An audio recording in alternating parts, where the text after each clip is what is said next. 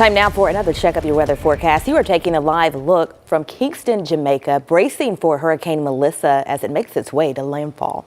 Brittany has been tracking this storm. She has the latest from the tropics and what's happening right here at home. Yeah, Melissa officially is a Category 3 hurricane, Siobhan, so making it a major hurricane and likely going to be the worst that we've seen of 2025 so far. And not only that, but it's undergone rapid intensification over the last 24 hours. Typically, that is a 35 mile per hour or more increase in tropical storm or hurricane force winds, but this has gone a 50 mile per hour increase. This time yesterday, it was at 65 as a tropical storm. Now it's 115 as a Category 3. And as we mentioned earlier tonight during the 6 o'clock newscast, the biggest update from the National Hurricane Center is the fact that this storm is expected to be a Category 5 before making landfall either very, very late Monday night, if not very early Tuesday morning in Jamaica. Unfortunately, the entire island still remains in that forecast cone. And so what these impacts are going to be: catastrophic, devastating. There's really not a lot of words to describe. And if anybody understands, it's Western North Carolina, seeing bouts of rain before a predecessor rain event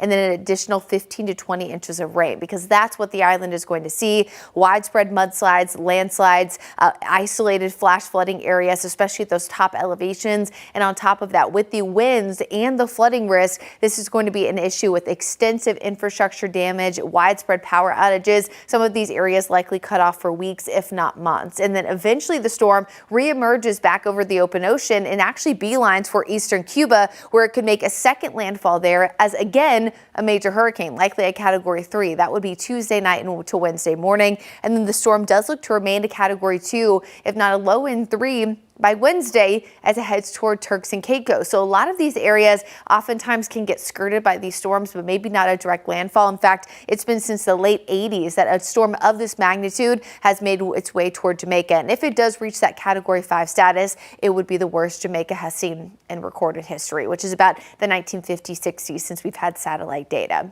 Widespread rain locally, of course, not tied to anything in the tropics, but we are watching a chilly commute morning and afternoon on Monday. We're likely going to need those jackets and rain gear handy, but thankfully you won't need it tomorrow as there's a big game happening at Bank of America Stadium. More cloud cover increases overnight, but rain is going to hold off until Monday, so not expecting any impacts there for the Panthers as they take on the Buffalo Bills here at home. Mostly cloudy.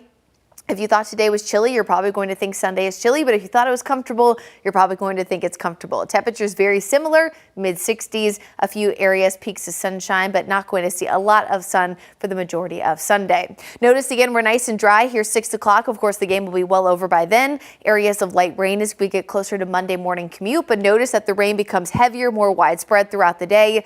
Certainly going to be messier for the evening commute versus the morning commute, but it's going to be rain off and on for most of the day. And on top of that, it's going to be chilly and cloudy with highs only reaching 50. So it's going to be the classic cold air damming setup where it's gross outside, it's uncomfortable because it's chilly and it's breezy too. Most areas from now over the next 7 days will see about 3/4 of an inch of rain to 1.5 inches. So it's not a lot of widespread accumulation, but it is going to be certainly rainy off and on for the majority of Monday. And then we'll see that continue through Tuesday, Wednesday, Thursday, just not quite as aggressive. Here's that Jerry Hunt Supercenter 7-day forecast. After 4 days of rain chances though, we will be drying out nicely for Halloween. But it is going to be chilly, so make sure the kiddos have jackets or leggings, tights, whatever they need for those costumes.